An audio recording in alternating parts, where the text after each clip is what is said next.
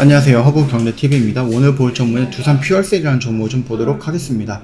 우리 두산 퓨얼셀은 여기 노란색 구간에서 접근을 했고요. 반등이 나왔을 때 이 구간에서 정리를 하자 이렇게 좀 언급을 했던 종목이었죠.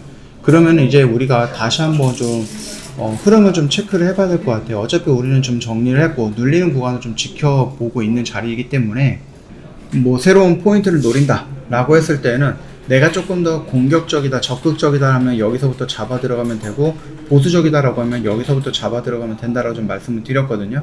물론 이거 같은 경우는 지금 당장에 저항을 받고 있는 구간을 돌파하지 못하는 상황이었기 때문에 이런 눌린 구간, 그 다음에 이렇게 리바운딩 이런 걸 좀 기다리고 있는 모습입니다. 그래서 여기서부터는 나쁜 자리는 아니다, 저는 그렇게 보고 있습니다. 참고하시면 되겠고, 다만 만약에 여기서 이렇게 눌리는 구간이 아니라 반등이 나온다라고 했을 때는 우리가 그때는 매수가를 다시 한번 좀 변경을 해야 되지 않을까. 그래서 대응 방법을 또 한번 변경을 해야 되지 않을까라고 생각을 합니다.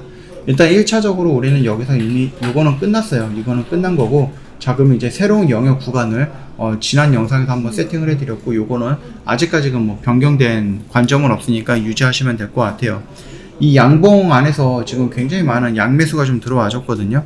그래서 뭐 외인들, 그 다음에 뭐 기관, 투신 이런 쪽에서 양매수가 들어오고 나서 그 이후로도 계속 좀 매수 물량이 들어오다 보니까 눌림이 없어요.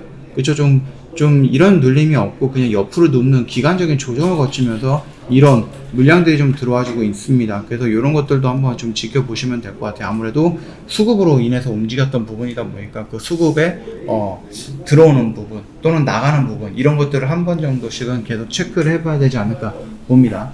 일단 4만원 구간에는요, 일전에 형성되었던 이런 매물대들이 형성이 되어 있죠. 이런 매물대들이 있기 때문에 뭐 단기적인 저항 구간이다라고 생각을 할 수는 있습니다. 그래서 여기 라인을 돌파를 한다 그러면은 저항 구간이 돌파를 당했으니까 눌릴 때 지지 라인으로 역할을 변경을 하지 않겠습니까? 그래서 이런 액션이 나온다라고 하면은 우리가 기다리고 있었던 이런 자리를 한 번 정도 이렇게 레벨업을 하거나 아니면 조금 더 위로 이동시켜 갖고 매수할 수 있는 구간을 다시 한번 세팅을 해 보도록 하겠습니다. 자, 지금 당장은 조금 요렇게만 좀 기다려 보시고요. 오면은 매수하면 되고 안 오면은 안 오는 대로 홀딩을 하고 보유하고 있다, 구경을 하고 있다가 나중에 같이 한번 좀 타점을 다시 한번 잡아보자 이렇게 좀 말씀을 드릴게요. 이 CHPS CN 수혜로 성장성 가시화 이런 식으로 해갖고 이 수소법 개정을 통해서 굉장히 큰 성장을 할 것이다, 나는 직접적인 수혜를 받을 것이다 라는 이슈들이 계속해서 나와주고 있죠. 그래서 요거 같은 경우는 기존에 신재생에너지 의무화 제도, 그러니까 RPS와 별개로 정부가 이제 수소 발전에서 생산된 전기를 의무적으로 구매하는 청정수소 발전 의무화 제도 CHPS라고 합니다. 이거를 도입을 하면서 수소경제 육성이라든지 수소 안전관리 관련 법률 개정안이 올해 5월에 국회에서 본회의에서 통과를 했죠.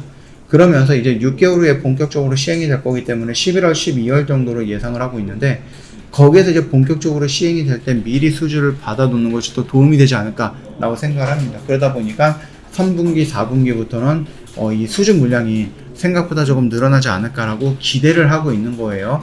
이러한 수소법 개정안에서 일부 전기 사업자는 수소 연료 전지라든지 수소 가스 터빈 등을 통해서 수소를 연료로 하여 갖고 생산된 전기를 일정 부분 구변 또는 공급해야 하는 의무를 부담해야 합니다.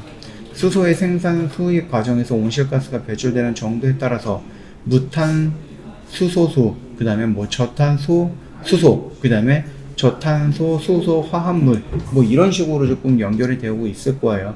그래서 청정수소 인증제 도입뿐만 아니라 수소 충전소와 같은 수소 연료 공급 시설의 운영자라든지 수소를 또 원료를 또는 원료로 사용하는 사업자의 수소 판매량 또는 뭐 사용량의 일정 비율 이상을 청정수소로 판매하거나 사용해야 되는 이런 부분들이 포함이 되어 있다고 좀 보시면 됩니다. 그러니까 결국은 예전에는요, 이 아래 보시면은 이런 표가 있기는 있는데, 예전에는 이제 RPS 제도라고 하는 것은 수소라든지 이런 부분까지 다 들어간 거예요. 연료전지라든지. 근데 이 CHPS 같은 경우는 이 부분이 이제 빠져나온 겁니다. 그래서 뭐 좋든 싫든 간에 이거는 좀 써야 된다 라는 거예요. 굉장히 좀 어려운 말, 조금 복잡한 말 또는 좀 반복적인 단어들이 들어가서 헷갈릴 수가 있는데 간단히 보면은 이런 거다 라고 좀 보시면 될 것 같습니다. 12월 이전에 대통령령이 개정을 해갖고요. 수소 발전량 구매 공급 의무의 대상자뿐만 아니라 의무량, 그 다음에 청정 기준의 인증 기준, 그 다음에 청정 수소 판매 사용 의무 등의 내용을 보다 구체화할 예정입니다. 그러다 보니까 빠르면은 하반기 정도가, 느리면은 내년부터 좀 진행이 되는 모습들이 연출이 될 거고, 거기에 따른 수주 굉장히 좋지 않았잖아요. 3분기, 4분기, 그 다음에 올해 1, 2분기 역시도 수주 물량이 거의 없다 손 치더라도, 없다 손 치는 게 맞겠죠. 그러면서 좀 많이 힘들었었던 그런 1년이었는데 잘 버틴 것 같습니다. 그래서 다시 한번 수소가 조금 반짝은 아니더라도 지금을 시작으로 해갖고 조금씩 우상향을 하는 모습이 연출되지 않을까, 그렇게 좀 긍정적으로 좀 보고 있습니다. 일단은요, 수소융 복합 충전소에 적용이 가능한 트라이젠 모델이 있는데, 이게 또 되게 중요한 키워드입니다. 트라이젠 모델, 이게 또 중요하고, 고체 산화물 연료 전지 역시 중요한 부분이 되겠죠. 그뿐만 아니라 뭐예요? 선박용, 이 키워드 역시도 굉장히 중요하다라고 좀 말씀을 드렸었습니다. 이 국내 수소 관련 정책 타임라인을 본다라고 했을 때 쭉 나와주고 있는데, 앞에도 중요하긴 중요하겠죠. 그러나 가장 중요한 부분은 이 수소법 개정안이다라고 생각하시면 될 것 같고, 이 CHPS의 도입, 그 다음에 이 수소를 특정 지을 수 있는 그 범위가 확장이 됐다라는 거, 확대가 됐다라는 것이 굉장히 큰 의미다라고 생각을 하시면 될 것 같습니다. 청정 수소를 그린 수소라고 하는데, 그 그린 수소는요, 그 수소를 만들 때 탄소 배출이 거의 없는 이런 것들이거든요. 그러면은 그런 것들을 좀 만들기 위해서는 태양, 풍력 이런 신재생 에너지를 이용을 해야 되는데, 우리나라는 좀 턱없이 부족하죠. 그래서 수소를 만들 때 청정 그린 수소 이런 것들을 만들기 힘들어 갖고, 조금 더 낮춰 갖고 원전으로도 수소를 만들 수 있는 것들 이런 범위까지 확대를 한 겁니다. 그러다 보니까 긍정적으로 우리가 수소 경제를 만드는데 도움이 될 수 있다, 이렇게 좀 봐주시면 될 것 같습니다. 차트는 아까 전에 설명을 드렸으니까 이 부분에 대해서 관점이 따로 변경된 건 없어요.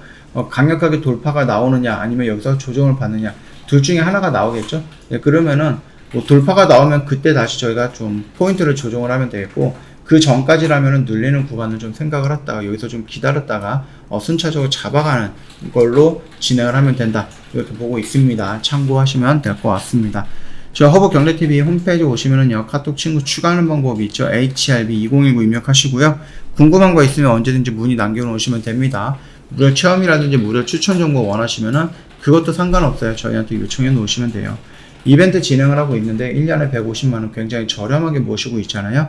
요거 혜택 놓치지 마시고 꼭 챙겨가면 좋을 것 같습니다. 오늘 영상은 여기서 좀 마치도록 할게요. 영상 도움이 됐다 그러면 구독과 좋아요 한 번만 부탁드리겠고요. 오늘 하루도 좀 고생 많으셨습니다.